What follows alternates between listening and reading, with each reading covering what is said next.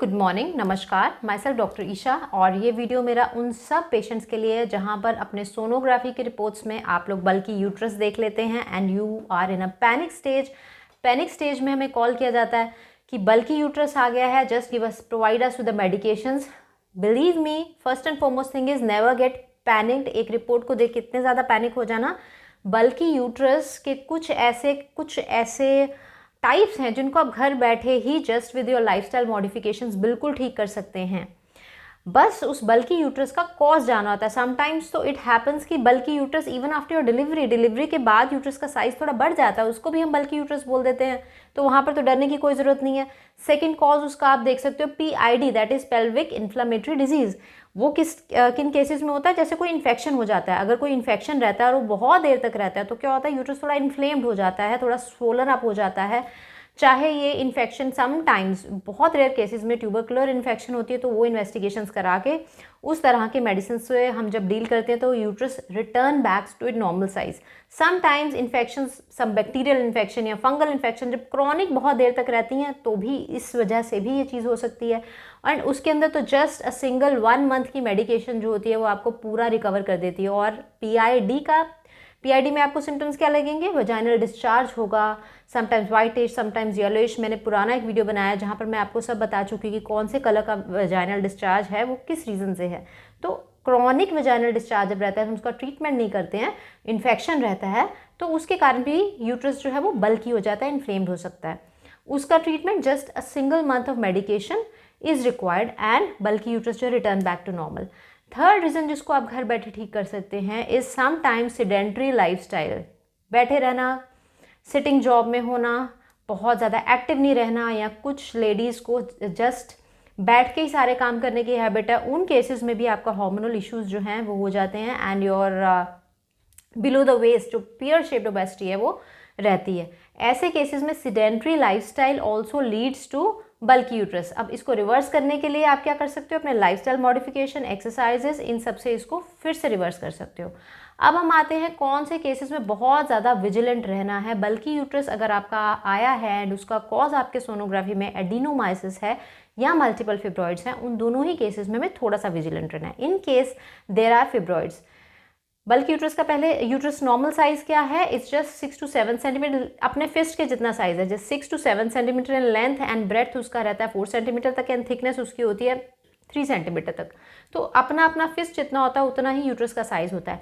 अगर इससे 1-2 सेंटीमीटर ऊपर हो जाता है तो उसके रीजंस को पता करना है। अब आते हैं हम रीज़न फिब्रॉइड्स पे। In case fibroids is the reason and वहाँ पर आपकी प्रेगनेंसी नहीं हो रही, प्रेगनेंसी में कुछ इश्यूज आ रहे हैं, या फिर आपके सिम्टम्स ऐसे हैं, सिम्टम्स कैसे हैं? बहुत हैवी ब्लीडिंग रह रही है फिब्रॉइड्स के केस में, या इरेगुलर पीरियड्स रह रहे हैं, या एक मंथ में पूरा मंथ ही पीरियड्स आ रहे हैं, एनीमिक फील कर रहे हैं, फटीग फील कर रहे हैं, सिम्टोमेटिक है, बहुत ज़्यादा सिम्टम्स हैं, तो उस केस में there are fibroid shrinkage herbs. बहुत अच्छे हर्ब्स हैं जो फाइब्रॉइड को श्रिंक करते हैं, फाइब्रॉइड को डिसॉल्व करते हैं। साथ के साथ हार्मोन बैलेंसिंग, उस फाइब्रॉइड का कॉज क्या है उस कॉज को भी ट्रीट करना है। जस्ट एक ग्रोथ है, उसको श्रिंक करके नहीं रिलैक्स हो जाना। उसका कॉज कहाँ है? हार्मोनल इश्यूज में उसका कॉज है, ईस्ट्रोजन डोमिनेंस है उसका cause. There will be certain lifestyle modifications जो चल रही हैं, साथ के साथ estrogen balancing herbs are there and somewhere this estrogen is connected with your digestive system. तो साथ के साथ डाइजेस्टिव फायर इंक्रीजिंग हर्ब्स भी चाहिए। तो ऐसे कॉम्बिनेशंस में हमें देखना है। इन सम केसेस फाइब्रॉइड्स बिल्कुल ही एसिम्टोमेटिक होते हैं एंड आपने कंसीव भी कर लिया होता है। इन सच केसेस जहाँ पर कुछ इश्यूज ही नहीं है, BC की सब सिरो, कौन सी लेयर में है ये फाइब्रॉइड? आउटर लेयर में है, सब सिरोजल है, इंट्राम्यूरल है, या सब म्यूकोजल है?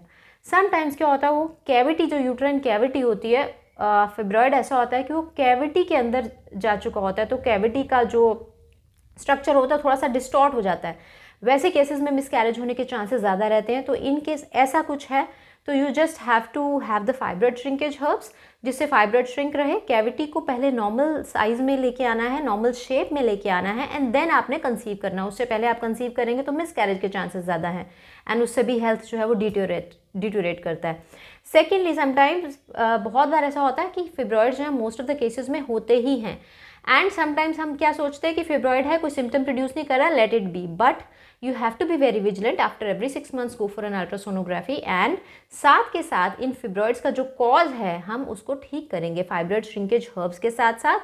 हार्मोन बैलेंसिंग, हार्मोन्स के इम्बैलेंस से ही फिब्रॉइड्स जो ग्रो करते हैं। अगर हम इन हार्मोन्स को बैलेंस नहीं करेंगे तो क्या होगा, विद ड्यू टाइम फाइब्रॉइड जो है वो ग्रो करता रहेगा, स्लोली लाइक इन ईयर्स वो ग्रो करेगा, देन सिम्टम्स प्रोड्यूस करेगा, एंड देन लेटर स्टेजेस में कुछ साइज से बड़ा अगर फिब्रॉइड हो जाए, देन इवन आयुर्वेदिक मेडिकेशंस जो हैं उस पर कोई रिस्पॉन्स नहीं देती हैं। ओके, तो अब हम आते हैं इसका जो लास्ट कॉज है बल्की यूट्रस का, जो थोड़ा सा और ध्यान से ट्रीट करना होता है, बहुत स्ट्रैटेजिकल अप्रोच चाहिए उसके लिए, दैट इज एडिनोमाइसिस। एडिनोमाइसिस में क्या होता है, जस्ट इतना सा आप समझ लीजिए, नॉर्मल यूट्राइन लाइनिंग जो होती है एंडोमेट्रियम, एवरी मंथ क्या होता है, ब्लीडिंग से वो शेड कर जाती है। बट अगर यही एंडोमेट्रियम जो है अपनी जगह ना होके कुछ और जगहों पे ग्रो करने लग जाए, जैसे कि एक्टॉपिक प्रेगनेंसी आप समझ सकते हैं। प्रेगनेंसी नॉर्मली यूट्राइन कैविटी में होती है, वहाँ एम्ब्रियो जो है वो ग्रो करता है। अगर ये एम्ब्रियो आपका ट्यूब में ग्रो करने लग जाए तो हम उसको बोलते हैं एक्टॉपिक प्रेगनेंसी। वहाँ पर है तो एम्ब्रियो ही, लेकिन वो ट्यूब को रप्चर करवा सकता है और बहुत सी ऐसी चीज़ें कर सकता है। तो कोई भी ऐसी चीज़ जो अपनी प्लेस पे ना होकर किसी दूसरी प्लेस पे ग्रो कर रही है तो वहाँ पर उस तरह के सिम्टम्स को प्रोड्यूस करेगी। तो एडिनोमाइसिस में क्या है, एंडोमेट्रियम हमारी यूट्रस की मस्कुलर वॉल में ग्रो करने लगती है। जब यूट्रस की मस्कुलर वॉल में ग्रो करने लगती है वहीं पे वो ब्लीड करने लगती है, जैसे हर मंथ ब्लीडिंग होती है वहाँ पर भी वो ब्लीड करती है, लेकिन उसका कोई आउटलेट नहीं है, तो वो वहाँ पर यूट्रस की वॉल में ही हर मंथ ग्रो करती, ब्लीड करती, इकट्ठा होती, नेक्स्ट मंथ और ग्रो करेगी, ब्लीड करेगी, तो धीरे धीरे क्या हो जाएगा, वहाँ पर इकट्ठा, that's tissue, stagnant tissue and endometrium जो है वो इकट्ठा होने लगेगा। तो इसी को हम बोल देते हैं एडिनोमाइसिस, क्योंकि इससे जो यूट्रस की वॉल जो है वो हैवियर हो जाएगी, बल्कियर हो जाएगी, एंड इसको हम बल्की यूट्रस कहेंगे ड्यू टू एडिनोमाइसिस। अगर एडिनोमाइसिस के कारण बल्की यूट्रस रह रहा है तो कई सिम्टम्स आपको ऐसे भी प्रोड्यूस होंगे। समटाइम्स फ्यू आर एसिम्टोमेटिक, कुछ में सिम्टम्स रहते हैं, बहुत हैवी ब्लीडिंग रहती है, बहुत ज़्यादा पेन रहती है, 15-20 डेज तक ब्लीडिंग रहती है, एनीमिक हो जाता है patient, and pain sometimes goes to the back से थाइज तक जाता है पेन, समटाइम्स रेडिएट करता है, पेशेंट्स बताते हैं कि उनके लेग्स तक रेडिएट करता है पेन, एंड समटाइम्स तो ड्यूरिंग पीरियड्स पेन रहता है, but sometimes the pain is so severe कि थ्रू आउट द मंथ भी रहता है अगर वो एडहेजन्स इतने ज़्यादा हो जाए। अब जिस तरीके से मैंने आपको एडिनोमाइसिस बताया, सिमिलरली एंडोमेट्रियल इम्प्लांट्स अगर यूट्रस की वॉल में ग्रो ना करते हुए किसी और पॉइंट पे ग्रो करने लग जाएं, ट्यूब में ग्रो कर जाएं, तो वहाँ पर ब्लीडिंग हो जाएगी और ट्यूब के अंदर ब्लड इकट्ठा हो जाएगा, जिसको हम हेमाटोसाल्पिंग्स बोल देते हैं। सिमिलरली अगर वो ओवरी के अंदर इकट्ठा होने लग जाए तो वहाँ पर ओवरी में एक सिस्ट फॉर्म करेगा और वहाँ पर ब्लड इकट्ठा हो जाएगा, जिसको हम चॉकलेट सिस्ट बोलते हैं, एंडोमेट्रियोमा बोलते हैं। और सिमिलरली अगर वो पेल्विस के किसी पॉइंट पे ब्लीड करने लग जाएगा तो वहाँ पर एडहेजन्स क्रिएट हो जाएंगी, मल्टीपल एडहेजन्स, ऐसे वो ऑर्गन्स को, ओवरीज को, दोनों को चिपका देगा, that is known as kissing ovary sign, क्योंकि वहाँ ब्लड इकट्ठा होता जाएगा, वो सब ऑर्गन्स को चिपका देगा, and a stage can come which can lead to fixed pelvis. इन सब चीज़ों में fertility is very much difficult and moreover symptoms इतने ज़्यादा कई बार स्वेयर होते हैं the patients they go for hospitalisation even. So इन सब की स्ट्रैटेजिकल अप्रोच में हमें क्या करना है, somewhere it is linked to a stress hormone that is cortisol hormone. तो nervous system replenishing herbs stress hormone को कम करती हैं, जो कि एक बहुत अच्छा खाना है इन एडहेजन्स का। सेकेंडली देयर आर एडहेजनोलाइसिस हर्ब्स जो एडहेजन्स को ब्रेक डाउन करती हैं। थर्डली देयर एडहेजन्स को ब्रेक डाउन करेंगी, एंडोमेट्रियल इम्प्लांट्स नहीं होंगे, हार्मोनल इम्बैलेंस को, ईस्ट्रोजन प्रोजेस्टेरोन का जब बैलेंस मेंटेन हो जाएगा, ईस्ट्रोजन डोमिनेंस पे वर्क करेंगी, तो ऐसे इम्प्लांट्स को उनका खाना नहीं मिलेगा। देन श्रिंकेज के लिए there cysto shrinker herbs. So there is a combination of different types of herbs जो हमें ऐसे केसेस में देना पड़ता है, एंड इसका बहुत अच्छा रिस्पॉन्स जो आता है एडिनोमाइसिस के केसेस में रिवर्स हो जाता है, bulky uterus no more, and along with that patient they do conceive. Patients approach us after multiple IVF failures, because IVF में भी यूट्रस तो आपका अपना ही है जहाँ पर आपको इसको ग्रो कराना है बेबी को। तो first and foremost thing is prepare your uterus for that. अगर बल्कि यूट्रस है, हाउ कैन एक अच्छी प्रेगनेंसी, हेल्दी प्रेगनेंसी कैसे हो जाएगी। और ऐसे हार्मोनल इम्बैलेंस के केसेस में फॉलिकल की क्वालिटी भी अच्छी नहीं रहती, तो follicle nourishment herbs are also required.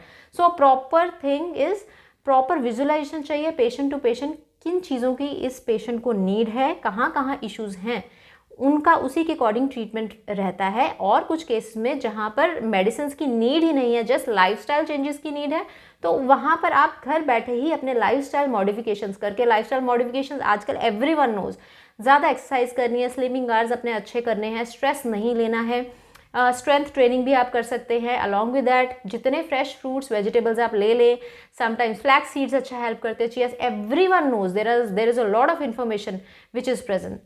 Okay, thank you so much for watching.